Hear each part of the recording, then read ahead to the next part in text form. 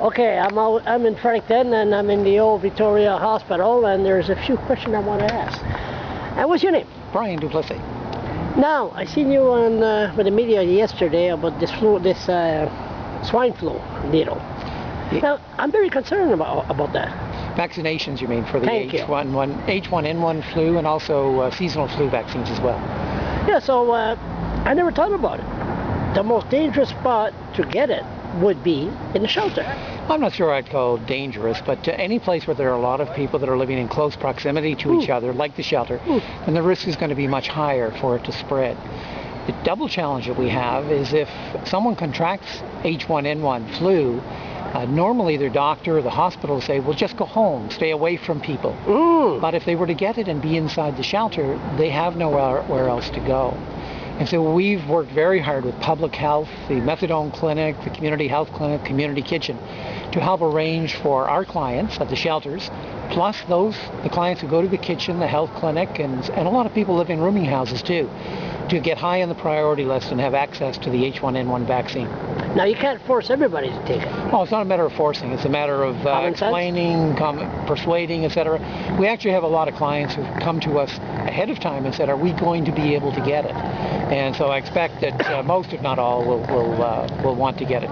There's a lot of respect for individuals within the shelter for each other, and they realize if one person gets sick, they can spread it to all of the others. So when one person gets sick, they will be definitely ordered at a hospital? Exactly. They have to be. Have to be. They will have to be, because we are now, as you know, you've been in the shelter, there is no place for us to isolate someone, there's no staff to look after them, etc. And so it could be spread so quickly.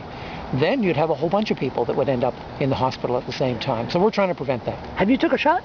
This afternoon I'm going to be first in line. The clinic is Tuesday from 2 o'clock till 8 o'clock in the evening, and then Wednesday from 9 in the morning to 3 in the afternoon. I'm scared to take it.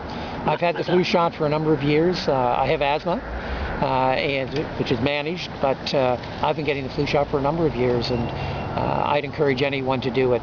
An awful lot of garbage is put about on the internet, unfortunately. Like this blogger.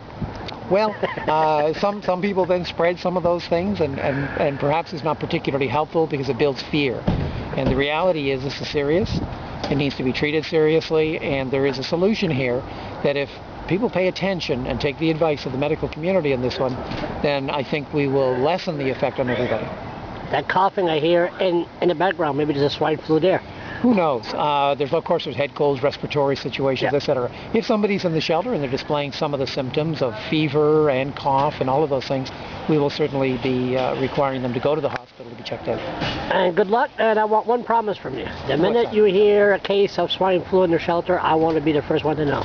Well, I know under the Privacy Act, but... Well, yeah, exactly, and that's always the challenge when something like that happens. So we're hoping by doing all of this that we will minimize the chance of that happening. Good luck, and take care of your health, because we need you. Thanks, Charles, and listen, I know you're personally concerned whether to take it or not. I would really encourage you to go and have it done. I'd be glad to go with you this afternoon. Oh, you will hold my hand and everything? I'll hold your hand if necessary. We can have our picture taken together, and getting the inoculation, get it on your blog. You'd be doing a great service for the community by showing that you're also doing it. The last time I took a flu shot, I was sick as a dog.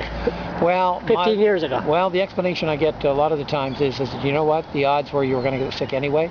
The flu shot doesn't instantly protect you. It takes a week or 10 days to kick in.